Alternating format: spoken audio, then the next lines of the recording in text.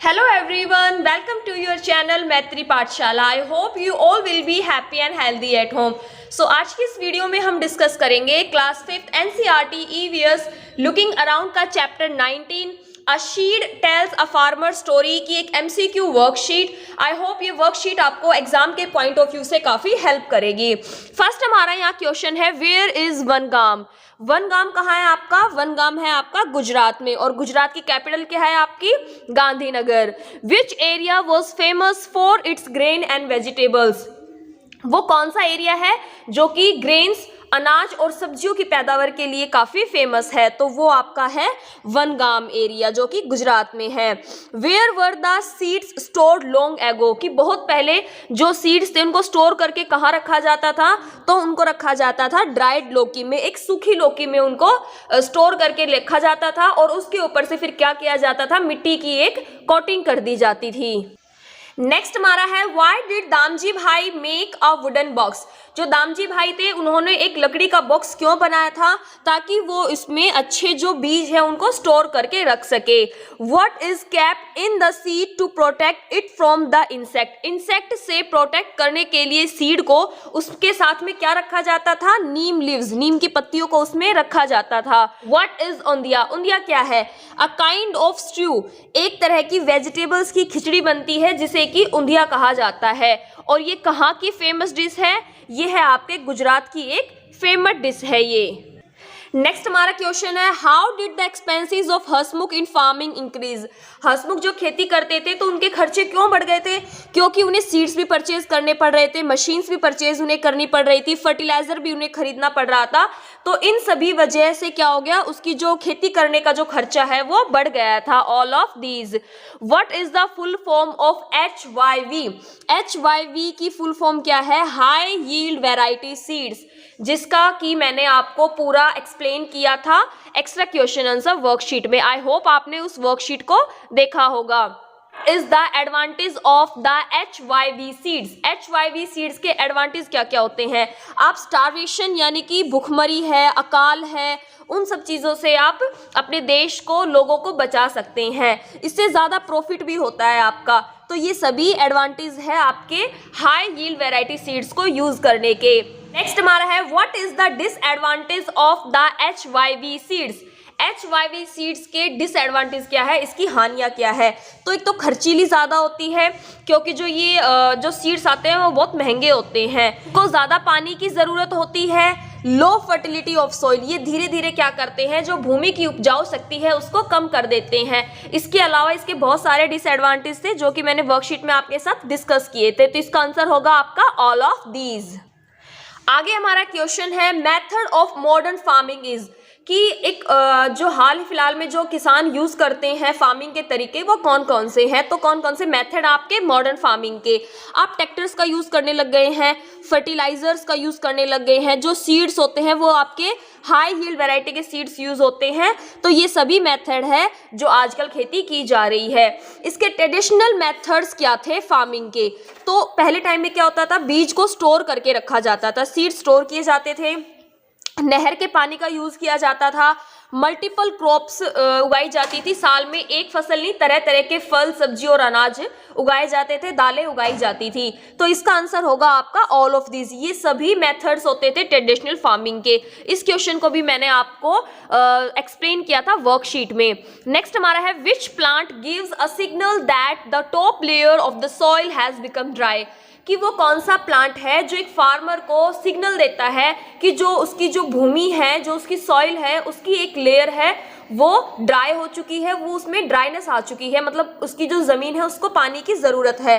तो वो प्लांट होता है हमारा क्रोटॉन प्लांट। नेक्स्ट है, which of the following is a natural fertiliser. Natural fertiliser क्या है हमारा? तो नेचुरल फर्टिलाइजर है हमारा काउ डंग। नेक्स्ट हमारा है, dry leaves and vegetables peels can be used as. जो सूखी पत्तियां हैं, जो फल सब्जियों के छिलके हैं, आप उसको कैसे यूज कर सकते हैं? आप उसको यूज कर सकते हैं मैन्योर एट गार्डन, अपने बाग बगीचों में आप उसको खाद के रूप में यूज कर सकते हैं। Which crop is use to spin on spinning wheel by Mahatma Gandhi ji? Mahatma Gandhi ji के द्वारा जो वो सूत था उसको काटा जाता था, उसके लिए कौन सी फसल का यूज किया जाता था? तो उसके लिए कॉटन का यूज किया जाता था। It is used by farmer in irrigation, सिंचाई के लिए किसान क्या यूज करता है? वो कैनल्स का भी यूज करता है। वो पहले कैनल्स का होता था, रिवर्स का होता था, आजकल इलेक्ट्रिक पंप का यूज होता है। तो ये सभी साधन होते हैं किसान के लिए सिंचाई के। Which festival is related to farming in Punjab? इनमें से वो कौन सा फेस्टिवल है जो आपका फार्मिंग से रिलेटेड है पंजाब में? तो जो आपका बैसाखी है वो आपका पंजाब से रिलेटेड है, एक फार्मिंग फेस्टिवल है। पोंगल आपका तमिलनाडु से है, बिहू आपका आसाम से है और ओनम आपका केरला से रिलेटेड है। What do we call bajra in English? बाजरा को आप इंग्लिश में क्या बोलते हैं? तो उसको बोलते हैं आप मिलेट। नेक्स्ट हमारा क्वेश्चन है why were pesticide spread on the crops? कि फसलों के ऊपर जो पेस्टिसाइड होते हैं वो उनका छिड़काव क्यों होता है, दवाइयों का छिड़काव क्यों होता है? ताकि जो फसल है उसको बचाया जा सके इंसेक्ट से, to save the crop from insect. What is the traditional method to make cotton in Gujarat? Gujarat में कॉटन को बनाने के लिए कौन सा ट्रेडिशनल मेथड यूज किया जाता था? तो बाय स्पिनिंग व्हील, मीन्स चरखे को उसमें यूज किया जाता था। How Damji bhai son was making a lot of money from the market by farming? जो दामजी भाई के जो बेटे थे हसमुख, उन्होंने खेती करके काफी पैसा कमा लिया था। तो उसने ऐसा क्यों किया था? उसने क्या किया था? मॉडर्न टेक्नोलॉजी का यूज किया था फार्मिंग के लिए। तो आपका सही ऑप्शन होगा इसमें सी। नेक्स्ट हमारा क्वेश्चन है which of the following are the festivals related to the celebration of crop harvesting in India? कि जब इंडिया में फसलों की कटाई की जाती है तो उसके बाद कौन कौन से फेस्टिवल मनाए जाते हैं। इसमें आपको किसी पर्टिकुलर स्टेट का नाम नहीं दिया गया है, तो हमारे जितने भी ऑप्शन है वो हमारे सभी सही होंगे। बिहू, पोंगल, बैसाखी, मकर संक्रांति, लोहरी, इन सभी फेस्टिवल्स को इंडिया में सेलिब्रेट किया जाता है। ये सभी क्रॉप फेस्टिवल है, फार्मिंग फेस्टिवल है। What kind of changes did take place in the village over the years? पिछले कुछ सालों में गांव में क्या क्या चेंजेस हुए हैं आपको वो लिखने हैं। मोस्टली जो गांव में खेती की जाती है तो वहां पर क्या होने लगा है, पहले बीज को स्टोर किया जाता था, लेकिन अब क्या किया जाता है, न्यू काइंड ऑफ सीड्स का यूज किया जाता है। लाइक आपका HYV सीड्स का इसमें यूज किया जाता है। Use of technology in farming, farming के लिए टेक्नोलॉजी का यूज किया जाने लगा है। फर्टिलाइजर्स और पेस्टिसाइड का यूज किया जाने लगा है। तो ये सभी ऑप्शंस हमारे सही होंगे, ऑल ऑफ दीज। नेक्स्ट हमारा है which of the following have replaced bullocks in farming? Bullocks को रिप्लेस कर दिया है फार्मिंग में किसने?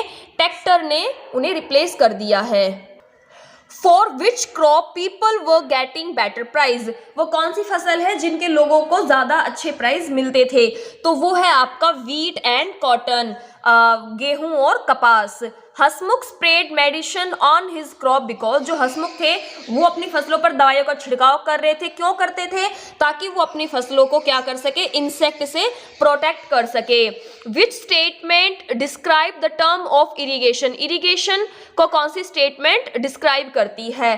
तो process of applying water to crop, crop पर क्रॉप को आपको पानी देना है, तो ये जो स्टेटमेंट है इसे इरिगेशन बोलते हैं, सिंचाई बोलते हैं। Parvesh choose to become a truck driver, जो परवेश थे वो किसान ने बनकर क्या बने थे, ट्रक ड्राइवर बने थे। क्यों? इसका रीजन भी हमने वर्कशीट में डिस्कस किया था। नेक्स्ट हमारा है which of the following give no seed? हमें बीज किससे नहीं मिलता? एप्पल से भी मिलता है, मैंगो से भी मिलता है, हमें मिल्क से कोई बीज नहीं मिलता है।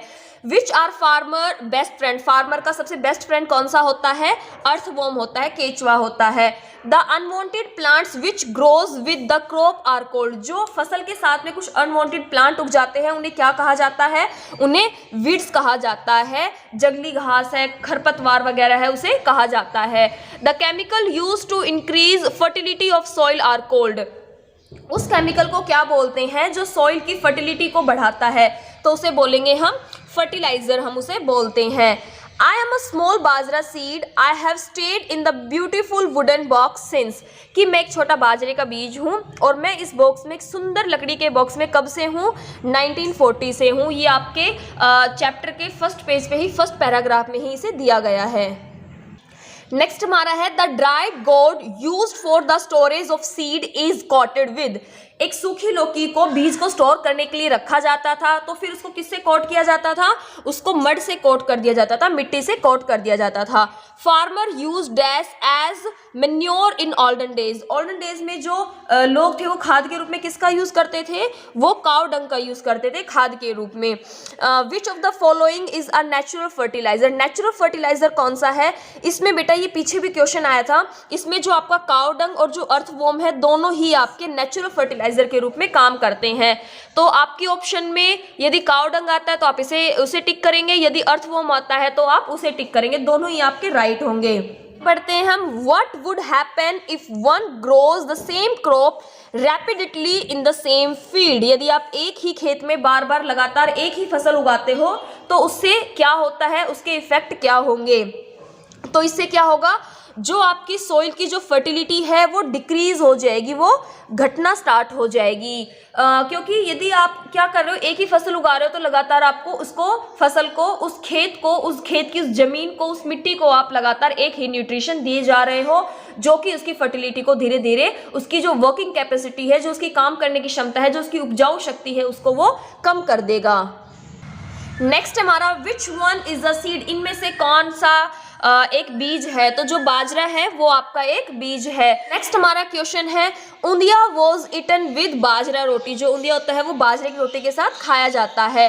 इन विच वेसल्स द ऊंधिया इज मेड। कौन से बर्तन में ऊंधिया बनाया जाता है? तो जो मिट्टी का बर्तन होता है उसमें ऊंधिये को बनाया जाता है। What does undhiyu mean in Gujarati language. आपको पता है जो ऊंधिया है ये गुजरात की एक फेमस डिश है, और गुजराती लैंग्वेज में ऊंधिये का मतलब क्या होता है? उल्टा, अपसाइड डाउन। वर्कशीट में आपको पढ़ाया भी था, जो ऊंधिया होता है उसको क्या किया जाता है? कोयलों के ऊपर उसको उल्टा करके रख दिया जाता है, उस मटके को।